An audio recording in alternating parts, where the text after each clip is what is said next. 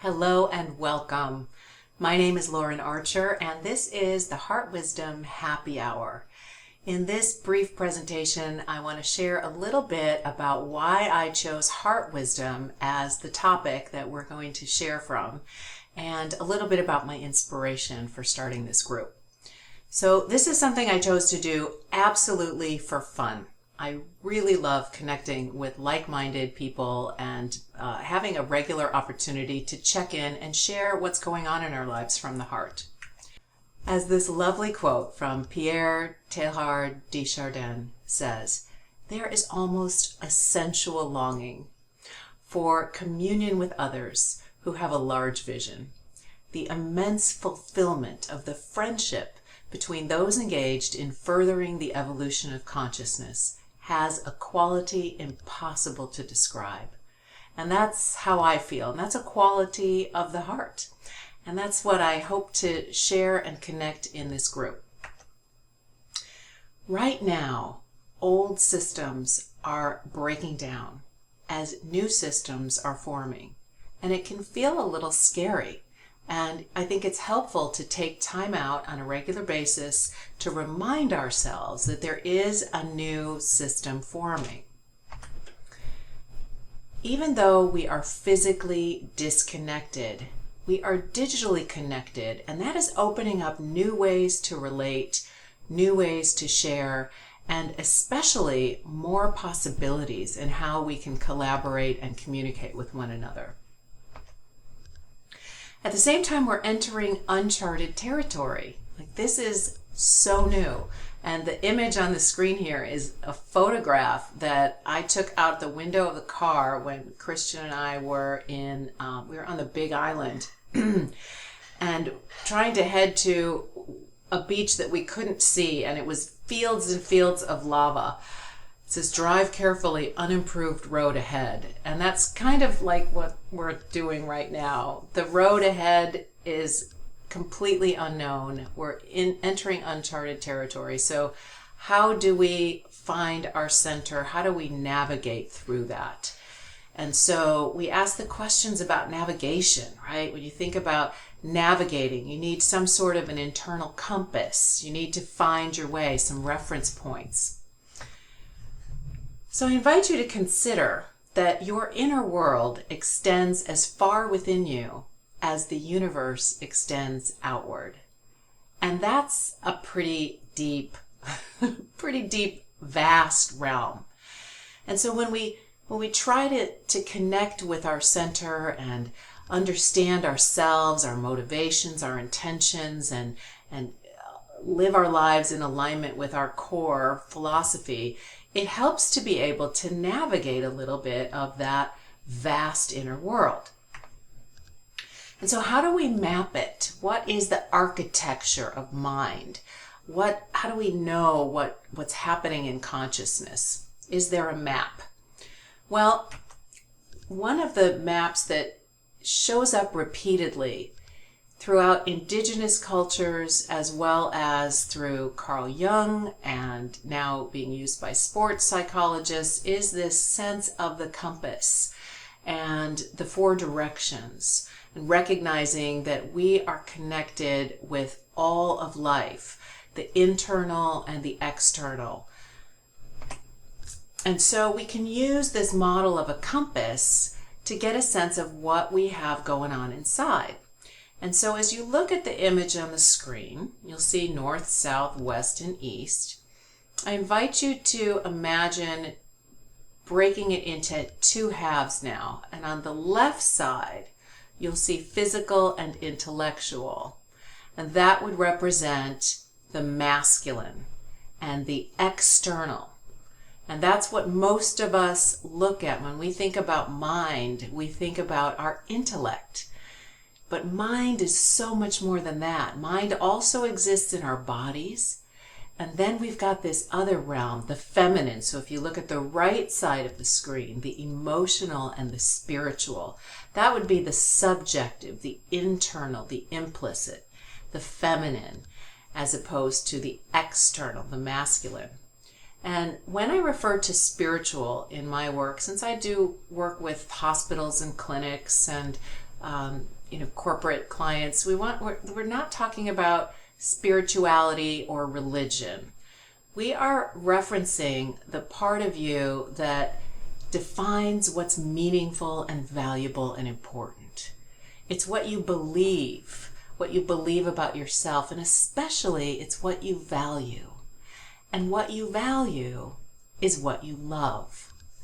And so as we take a look at this map of consciousness, notice that the heart is the one organ, the one space within us that connects all four of these quadrants, all four dimensions of being, and is the source of our internal navigation system. So obviously the heart is in our physical body. It represents the organ that pumps life through us all day long. It's also part of our emotional system, and we can feel with our heart. We feel heartbroken or heartfelt. We can feel emotions, sadness, happiness, joy, and that also has a chemical response through our body. On the physical level, the heart pumps, and it's electric and magnetic, as well as it's connected to our neurochemical system. So the heart generates a physical electromagnetic field that we can measure.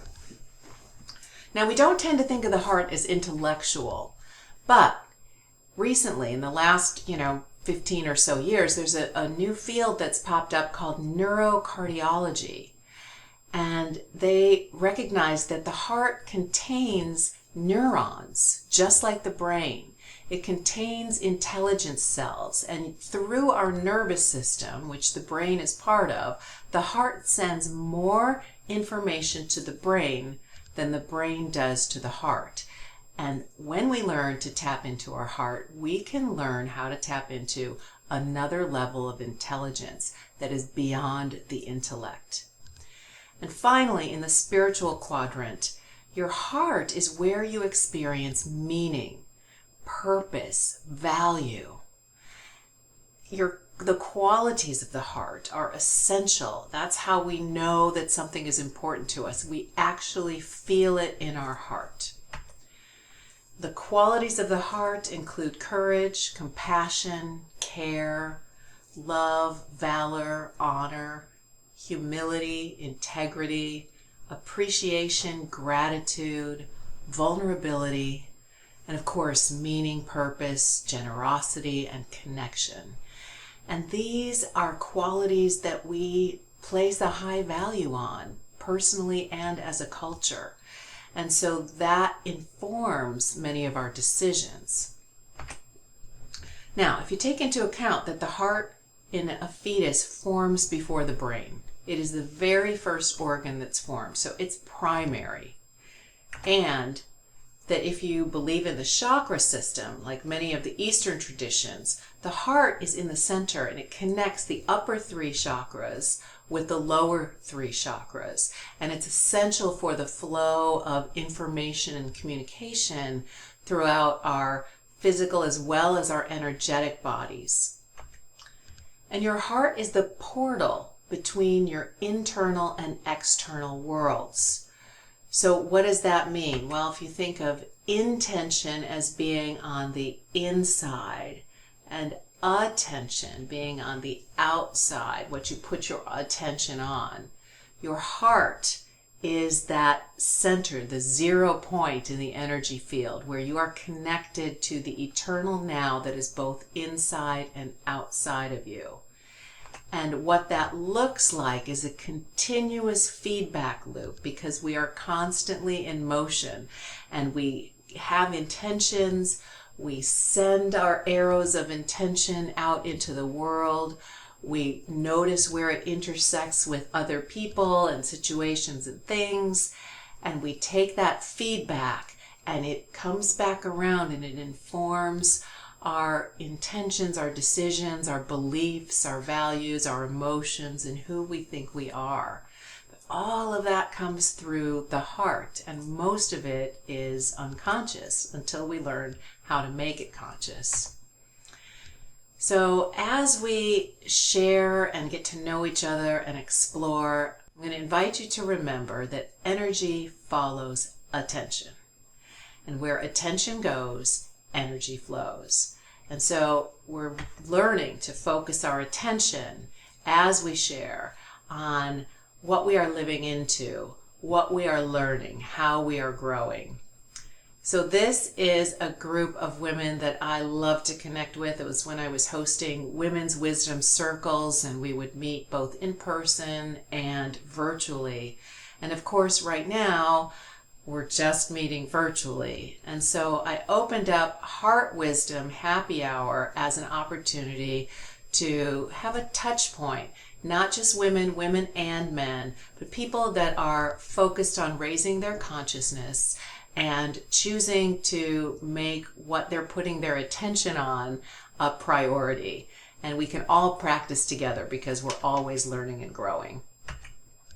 So when we share, these are some of the sharing guidelines: that participation is welcome.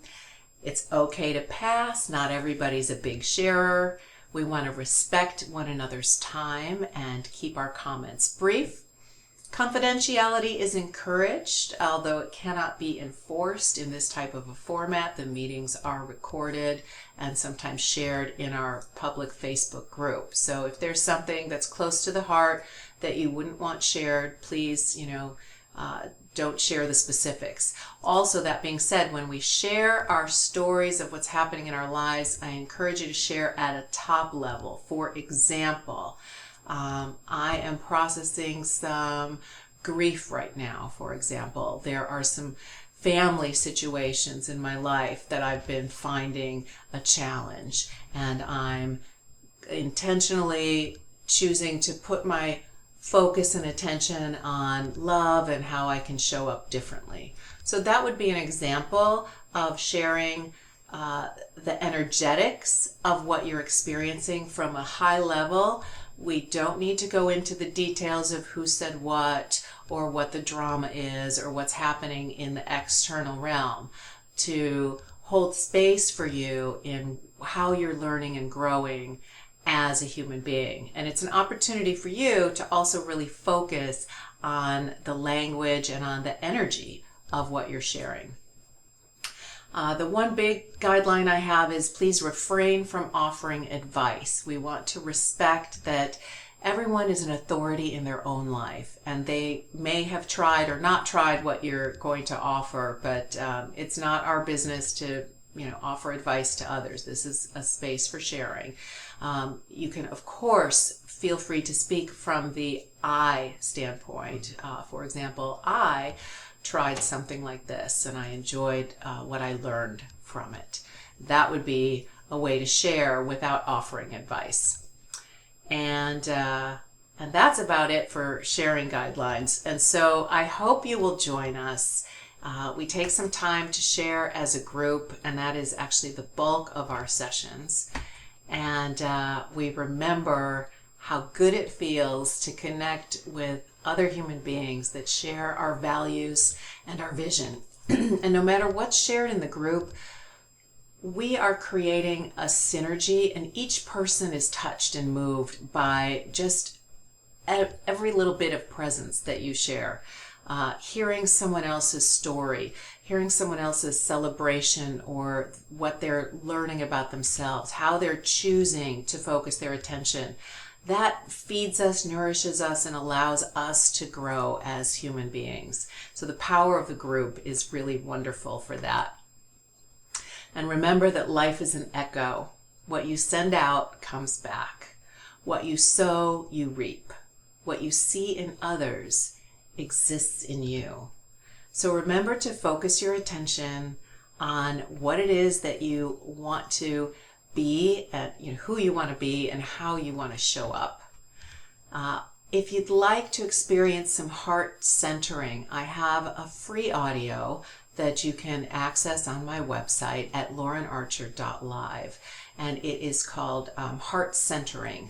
And it's about a 20-minute piece, and it guides you through a very gentle process of identifying those 4 aspects of self. That you're not your mind, and you're not your body, and you're not your intellect, and you're not your emotions.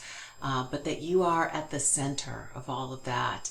And you can practice what that feels like to drop your attention into your body and experience connecting with that beautiful center within in your heart. So thank you. I hope you will join us for Heart Wisdom Happy Hour Wednesdays at 5 o'clock.